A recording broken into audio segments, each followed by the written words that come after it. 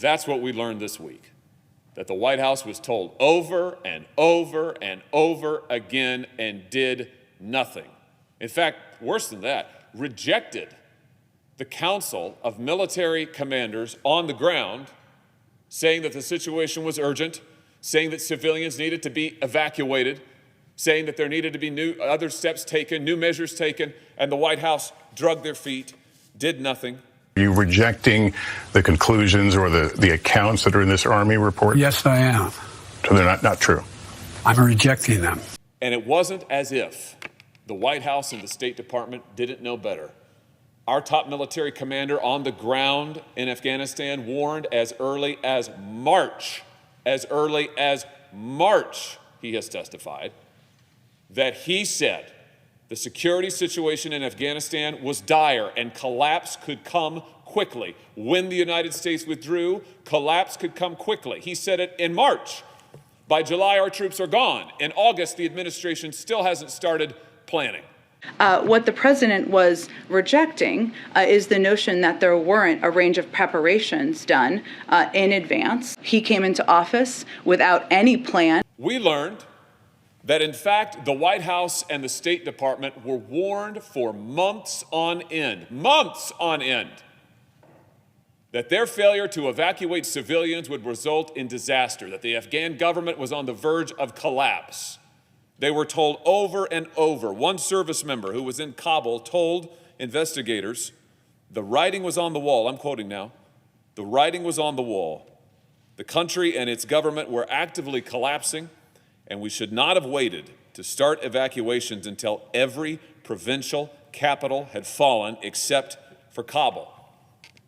And yet that's exactly what the administration did. Our top military commander in Kabul tried to get the ambassador on the ground to see the security threat for what it was, but to no avail. As one military official told investigators, we learned this week, the embassy needed to position for withdrawal, and yet they weren't doing it. Why weren't they doing it? Why weren't civilians evacuated in a timely manner? Why wasn't the White House prepared? Because the White House wasn't taking it seriously. According to Marine Corps Brigadier General Farrell Sullivan, as late as August the 6th, the National Security Council, and I'm quoting him now, was not seriously planning for an evacuation. But I do not understand why he would not manifest that care into taking this investigation more seriously, contemplating the obvious failures of his administration. Here we are in August, and the National Security Council, the White House, was not seriously planning for an evacuation. The State Department hadn't even put a team together that was responsible for informing individuals, including American citizens, that they were eligible for evacuation, or started collecting the information they would need to put those Americans on flight. Beginning last spring, a range of contingency plans, should we need to bring American citizens out. However, there was tremendous pressure from the strategic level, meaning the combatant command, the Joint Staff, and yes, the White House, to continue to process and evacuate civilians to the maximum extent possible, so the gate closures were done rarely, locally, and temporarily. In other words, it was a rush, a mad rush to the exits once the administration realized that, in fact, the government was collapsing, realized they hadn't done the preparation they needed to do, realized that hundreds, if not thousands, of American civilians were... And there was no way we were ever going to unite Ukraine. Iraq, Afghanistan. No way that was going to happen. That ending the war in Afghanistan was the right decision. But that's not the question at hand. It's not whether, but how the war ended. Who has been relieved of duty? Who has been shown the door? What have we learned? The answer is there's been no accountability. No one has been relieved of duty. No one has been shown the door. And now this administration has bumbled to the brink of another foreign policy crisis that they have helped create, having denied Ukraine military aid, having stuffed dollars in Vladimir Putin's pockets by greenlighting the Nord Stream 2 energy pipeline. And now here they are, on the verge of another foreign policy crisis, and still we have no answers, still we have no accountability. Essentially in denial of this situation. Does any of that ring true to you? No.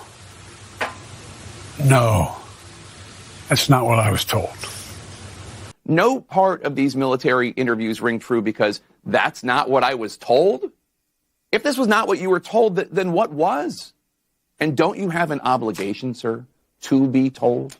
Isn't that how you demonstrate how much you care?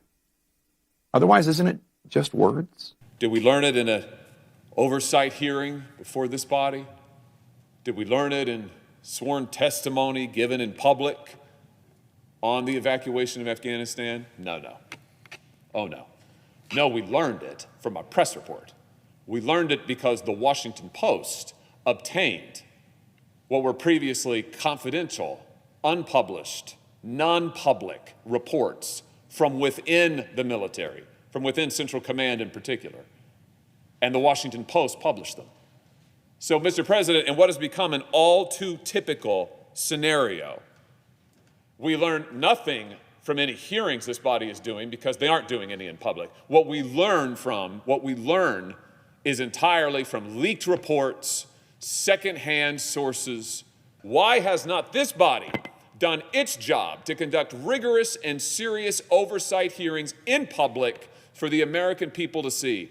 I will come to this floor and insist on regular order, insist this body do its job and vote on Defense Department nominees until we get accountability, until there are public hearings, and until we can learn what actually happened in Afghanistan and who is responsible. Because I tell you this, I wasn't alive for Vietnam, but I am not willing to participate in the kind of cover-up that happened for years in the Vietnam War. I am not willing to kick this oversight responsibility off to some commission that won't report for years from now, most of its findings probably in a classified annex, and by that point somebody will say, oh, well, it's just too late to do anything about it. Who is more empathetic than Joe Biden? Who has a bigger vision, more knowledge, more strategic thinking about all this?